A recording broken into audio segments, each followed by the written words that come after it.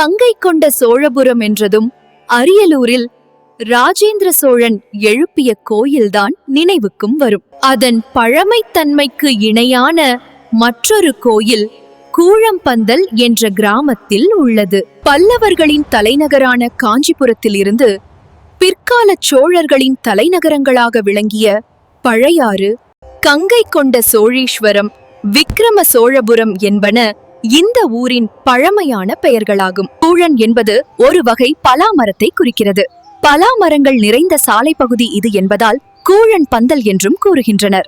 கங்கை கொண்ட சோழீஸ்வரம், விக்கிரம சோழபுரம் என்பன இந்த ஊரின் பழமையான பெயர்களாகும். ஜெயங்கொண்ட சோழ மண்டலத்து, காழியூர் கோட்டத்து, பாகூர் நாட்டு, கங்கை கொண்ட சோழபுரம் என்று கல்வெட்டில் குறிப்பிடப்பட்டுள்ளது. முதலாம் ராஜேந்திர சோழன், முதலாம் ராஜாதிராஜ சோழன், கிருஷ்ணதேவராயர் ஆகிய மூவரின் கல்வெட்டுகள் இங்குள்ளன. ஊரின் ஈசான்ய மூலையில் கோயில் நேர்த்தியாக வடிவமைக்கப்பட்டு முழுவதும் கருங்கற்களால் அமைந்துள்ளது.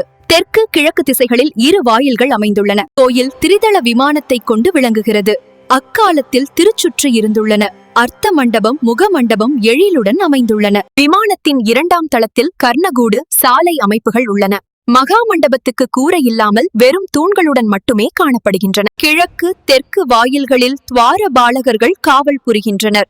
கருவறை உபபீடம் அதிஷ்டானத்துடன் விளங்குகிறது. சுவரின் 3 திசைகளிலும் 3 கோஷ்டங்களில் தெற்கே பிட்சாடனர், தட்சிணாமூர்த்தி, ஹரிஹரன் ஆகியோரும், மேற்கே விஷ்ணு லிங்கோத்பவர், வடக்கே சுப்பிரமணியர், பிரம்மா ஆகியோரும், அர்த்த மண்டபத்தின் தெற்கே கணபதியும் வடக்கில் துர்க்கையும் காட்சி தருகின்றனர். கருவறையில் பிரம்மாண்ட கோலத்தில் எழிலான உருவத்தில் கம்பீரமாக மிடுக்கோடு சோழீஸ்வரர் அருள் காட்சி வழங்குகிறார். கருவறை விமானத்தில் அஷ்டதிக்கு பாலகர்கள், அர்த்தநாரீஸ்வர கோலம் உள்ளிட்ட எண்ணற்ற சிற்பங்கள் சிற்பக்கலைக்கு சான்றாக விளங்குகின்றன. 1012 முதல் 1044 வரை இந்த பகுதியை ஆட்சி செய்த முதலாம் ராஜேந்திர சோழன் பிரம்மதேசத்தில் மறைவுற்றார். இவருக்கு விக்கிரம சோழன் என்ற பெயரும் உண்டு.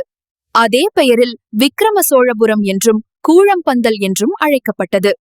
ராஜேந்திர சோழன் கங்கை வரை சென்று வெற்றி கொடி நாட்டியவுடன் தென்னாடு திரும்பி அரியலூர் மாவட்டத்தில் கங்கை கொண்ட சோழபுரம் என்ற ஊரை உருவாக்கி அதையே தன் நாட்டின் தலைநகரமாகவும் அறிவித்தார். இதேபோல ஆச்சாரியர் சர்வசிவ பண்டிதர் ஆணைப்படி கற்றளியாக கூழம்பந்தலில் உருவாக்கப்பட்டதுதான் கங்கை கொண்ட சோழீஸ்வரம் என்ற இந்த கோயில். இங்கு பழம்பெரும் பேசும் பெருமாள் கோயிலும் அமைந்துள்ளது.